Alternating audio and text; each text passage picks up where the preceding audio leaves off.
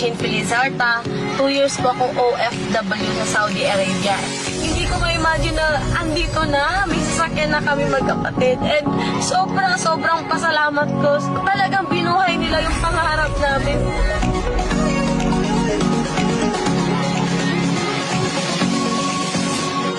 Parang kailan lang yung time na hindi na ako umuwi.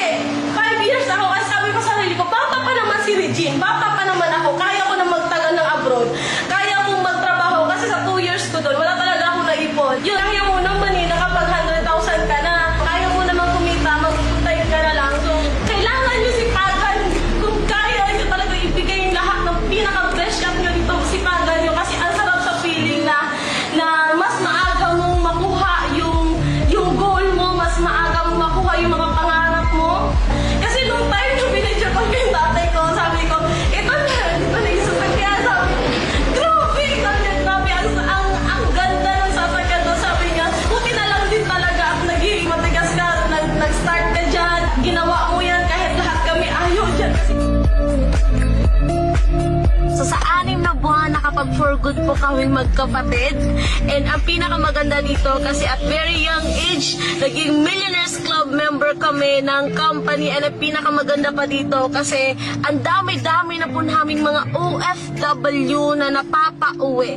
Ang the best pa dito, kasi ang sarap sa feeling na ang bata-bata mo pa nakapag-travel ka kung saan-saan. Ang dami-dami ko na pong napuntahan na lugar. And ito na, yung pinaka-the best part dito kasi meron na po kaming sasakyan. So, naglabas kami ngayon ng napakagandang sasakyan. And last month, kumita po kami magkapatid ng 400,000. Kung saan ka pa makakita ng ganon, kabata-bata mo lang, kumikita ka na ng ganon. So, abangan ninyo kasi this month, kayang-kaya natin kumita ng kalahating milyon. So, sa mga Gen Z na katulad ko, mas masarap po na makita ng parents ninyo na sobrang successful kayo. Mas masarap na makita nila yung ganda ng buhay. Kumbaga nakita nila sa iyo na sobrang ginawa mo ng paraan para matupad yung pangarap mo. And sa mga OFW na nakakapanood ng video na to, gawan mo na po ng paraan na makapag-start dito. Gawan mo na po ng paraan na makapag-join sa ating team kasi ito na talaga yung nakikita ko na solusyon sa lahat. Kung ako nga natulungan yung kami nga, marami na dito yung nagka-resulta. I'm sure ikaw naman yung next na magkakaroon ng resulta katulad namin pag sinimulan mo lang.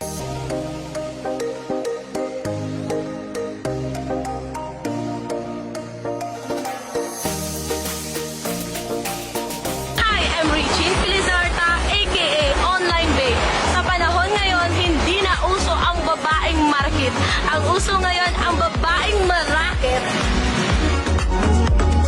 Try and try until you succeed.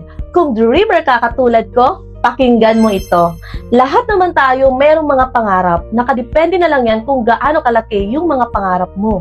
Kung gusto mo maging reality yung mga pangarap mo, kailangan sumubok ka lang. Kasi di mo malalaman kung para sa'yo kung hindi mo susubukan. Kaya if you want to be successful in life, kailangan sumubok ka sa mga opportunity na alam mong makakatulong sa pag-abot ng mga goals mo sa buhay. Hindi kasi pwedeng magdarasal lang tayo tapos mangyayari na yung mga gusto mo, di ba? Sabi nga, nasa tao ang gawa, nasa Diyos ang awa. Kaya kung ikaw may pangarap ka, dapat sumubok ka sa mga opportunity na dumarating sa'yo. Malay mo, ito na pala yon. Yung mga dumarating na pala sa'yo, yan na pala yung mga sagot sa mga panalangin mo. Kasi nga lang, close-minded ka. Ang nakikita mo lang yung mga hindi maganda. Lahat naman ng mga bagay na merong maganda at hindi. Nasa sayo na yon kung saan ang focus mo. Ibig sabihin, kung negative kang mag-isip, negative din ang mangyayari sa'yo. Pero kung positive kang tao, positibo yung lahat ng mga nakikita mo. Kaya nasa sayo na yan kung anong pipiliin mo. Kung nakikita mo naman ang ganda ng isang opportunity na dumadating sa'yo ngayon, try mong sumubok. Malay mo, ito na pala yung inaantay mo na makapagpabago ng buhay mo ngayong taon.